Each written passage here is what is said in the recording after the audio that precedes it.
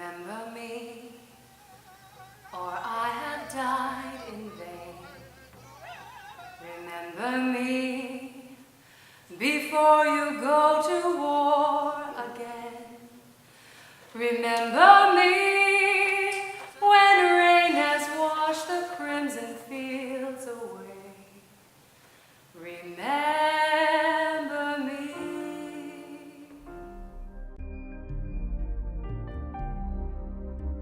Things started to run bad, to get bad in that big compound. There were thousands of people there. And you were all crammed in together? Oh, it was like a United Nations affairs thing all there with one another. And things started to get rough. What do you mean? In what kinds of ways? Well, there's certain things that I don't want to talk about. What things were a little too rough, health-wise.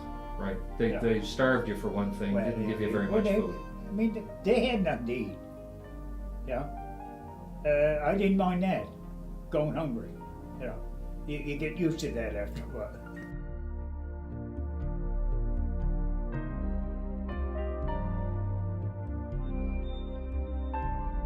A lot of people want to intentionally forget it because it was so harrowing. Because like I tell the kids, if you don't remember anything what I told you today, as long as you remember these 3 or 4 little words, war is hell.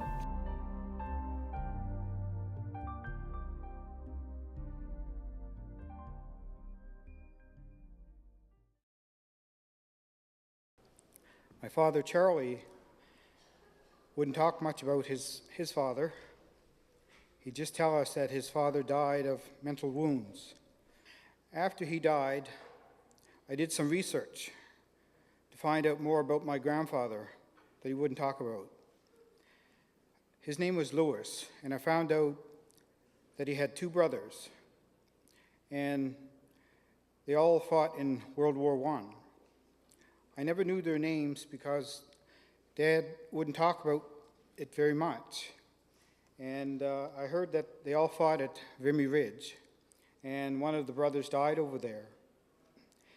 Being Mi'kmaq, they didn't have to go to the war. Conscription didn't apply to them. But they wanted to fight for Canada. So they all signed up. My grandfather, Louis, who was underage, they had to lie about his age so he could go with his 2 brothers. But I heard that they were told that if they went to war for Canada, things would be good when they came home. I heard that my grandfather was buried in the Catholic cemetery just up St. Philip Street in Bridgewater, not too far from where I live today. I could never find his grave. I later found out that because he was a Mi'kmaq, they would not allow him to be buried inside the cemetery fence. Ton nom c'est plus que l'Acadie, plus que l'espoir d'une patrie. Ton nom dépasse les frontières. Ton nom, c'est le nom de tous ceux qui, malgré qu'ils soient malheureux, croient en l'amour et qui espèrent. Évangile, évangile.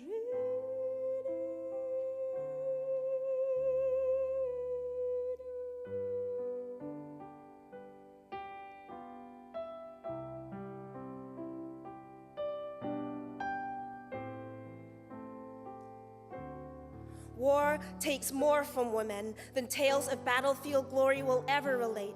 Nobody writes heroic poems or plays about what we women endure while the men create heroic victory.